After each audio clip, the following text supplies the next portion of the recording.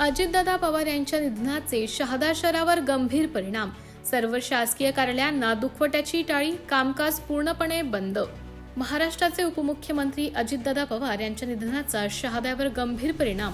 सर्व शासकीय कार्यालयांना दुखवट्याची टाळी, कामकाज पूर्णपणे ठप्प. शहादा महाराष्ट्राच्या राजकारणातील उपमुख्यमंत्री व अनुभवी नेतृत्व अजितदादा पवार यांच्या आकस्मिक निधनामुळे संपूर्ण राज्यात शोककळा पसरली आहे. तीव्र पडसाद नंदुरबार जिल्ह्यातील शहादा तालुक्यात उमटले असून आज शहादा येथील सर्व शासकीय कार्यालये दुखवट्याच्या कारणास्तव पूर्णपणे बंद ठेवण्यात आले.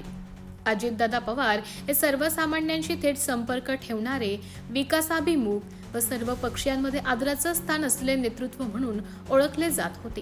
त्यांच्या निधनाने राजकीय, सामाजिक व प्रशासकीय स्तरावर हळहळ व्यक्त केली जात आहे. अनेक मान्यवरांनी श्रद्धांजली अर्पण केली असून नागरिक मोठ्या संख्येने त्यांच्या अंत्यदर्शनासाठी उपस्थित राहण्याची शक्यता आहे. दुखवट्यामुळे तालुक्यातील शासकीय कामकाज पूर्णपणे ठप्प राहिले तर बाजारपेठेतही शांतता दिसून आली.